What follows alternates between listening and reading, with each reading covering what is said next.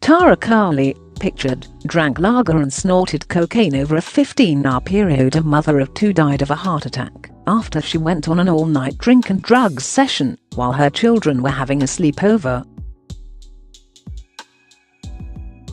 Tara Carley, 28, drank lager and snorted cocaine over a 15-hour period as her two youngsters and her partner's daughter stayed with their grandmother. After a night out in her local pub, Miss Carley stayed up drinking until 9 a.m. before she was found unresponsive in bed later that day. Miss Carley, from Radcliffe in Greater Manchester, was taken to Royal Bolton Hospital but died in the early hours of the following morning. Tests showed she had alcohol in her system plus traces of cocaine consistent with recreational use, with a post-mortem revealing she died from acute cardiac failure. An inquest heard the tragedy occurred on August the 15th after Miss Carley and Alan Rowe, her partner of 8 years, had gone out to their local pub for a pool tournament. Share this article. Share. Mr. Rowe told the Hayward hearing, "She was a very caring and loving mother to our children and she enjoyed family days out. She didn't often go out with friends, but if she did she would drink excessively, and she would also, from time to time, take cocaine, although she would not drink or take drugs when looking after our children. I would play pool for a pub team, and, on this occasion, I arranged for her to come with me and meet friends. I arranged for my mum to look after the children overnight, so we would have a sociable evening. We got to the pub at about 6 p.m, and we had a few drinks and socialized with our friends. She bought some cocaine in the evening, but I don't know how much or where she got it from."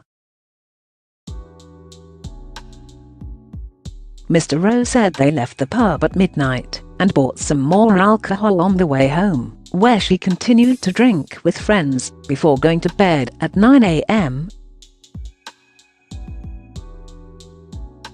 The children got back at 7 p.m, and I was aware she was awake at that time because we were sending text messages to each other, he said.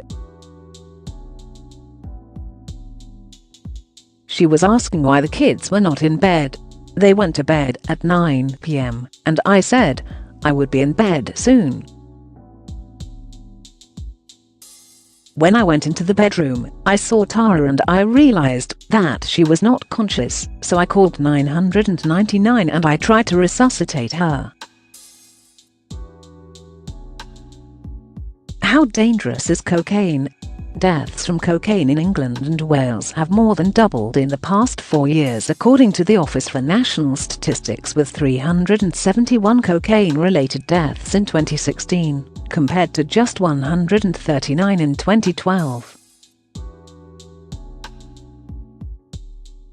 In 2016-17, 12,000 people were admitted to hospital with cocaine-related disorders, but in 2007-08 this number was just 5,148. The purity of the drug on the streets, which has hit around 54%, is the highest found in decades. Although some believe purer cocaine is safer, the opposite is true, as bulking agents used such as benzocaine are far less dangerous than cocaine. Tara was very much her own person who would not be led or persuaded to do anything against her wishes. The cocaine was purchased by her of her own will. She was a caring and loving person, a good partner and loving mother to her children. A post-mortem test showed Miss Carley had died of acute cardiac failure, partly caused by cocaine use. Toxicologist Julie Evans said, The alcohol level was low, and I didn't have evidence of a large overdose. It looked more like what you would see from recreational use. But cocaine is a stimulant and can cause cardiac problems, which can have a significant effect on your heart. So, while there was no evidence of an overdose, I did consider the cocaine's role in her cardiac arrest. Recording a conclusion of drug-related death, Coroner Peter Sige said, "While there was evidence of cocaine use, there's no suggestion that it was taken against her will." On the night of August 14 and 15, she voluntarily consumed cocaine on a recreational basis. "I am satisfied her death was drug-related,"